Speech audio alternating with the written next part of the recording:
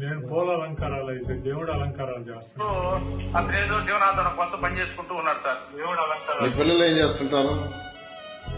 ఇద్దరు బాబులు సార్, ఇద్దరు పెళ్లి చేస్తారు sir.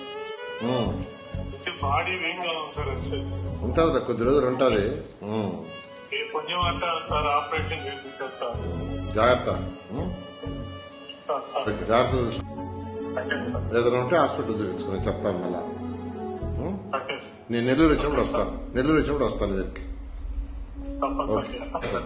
Okay Mallikarjuna, thank you. Okay, thank you. Okay sir, thank you sir. రుణపడి ఉన్నాను సార్ మీకు సార్. Okay, thank you. నేను doctor Manju, Narayana medical college assistant medical superintendent. Kanchi Mallikarjuna Reddy అన్న పేషెంట్ మా దగ్గరికి 30th November 2024 ఈవినింగ్ టైంలో వచ్చారండి. ఆయన వచ్చినప్పుడు ఎమర్జెన్సీ కండిషన్ ఉంది. ఆయన కాల్ మొత్తము ఊజింగ్ పస్ ఉంది, ఇన్ఫెక్షన్ ఉంది, టోటల్గా కౌంట్స్ అన్ని బాగా పెరిగి ఉన్నాయి.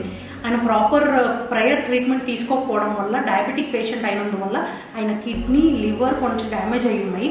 ప్రోటీన్స్ కూడా బాగా తక్కువ ఉన్నాయి. ఆయనకి మోకాలు పైభాగం వరకు తీసేయాలని డాక్టర్స్ అడ్వైస్ చేశారు. ఇన్ఫార్మ్ చేశాము, ఇట్లా 15th డివిజన్ నుంచి కంచి మల్లికార్జున రెడ్డి అనే పేషెంట్ వచ్చున్నారని.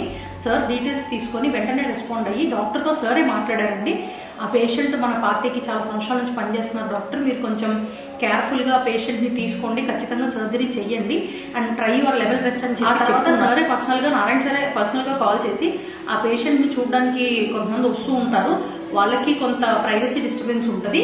మామూలుగా ఆరోగ్యశ్రీలో అప్రూవల్ ఇచ్చిన దానికి వార్డ్ వస్తుంది, వార్డ్ వద్దు నేను చెప్పానని చెప్పి బిల్డింగ్ వాళ్ళతో చెప్పేసి మీరు రూమ్ ప్రొవిజన్ ఇవ్వమన్నారు. ఒక డీలక్స్ రూమ్ కూడా ప్రొవైడ్ చేయడం జరిగింది. ఆరోగ్యశ్రీ నుంచి 94,405 రూపీస్ మేము క్లెయిమ్ చేయడం జరిగింది. రూమ్ అండ్ రెంట్స్ అడిషనల్గా మాకు 35,000 దాకా అయింది.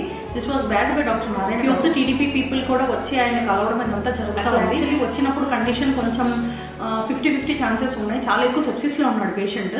ఆ తర్వాత సర్జరీ అయింది. సర్జరీ అయ్యాక రూమ్కి షిఫ్ట్ చేశాము. 30 November అడ్మిట్ అయిన పేషెంట్ 10th December టోటల్గా వచ్చిన కండిషన్ నుంచి చాలా ఇంప్రూవ్ అయ్యి 10th December డిశ్చార్జ్ అయ్యి ఆయన ఇంటికి పంపించడం జరిగింది.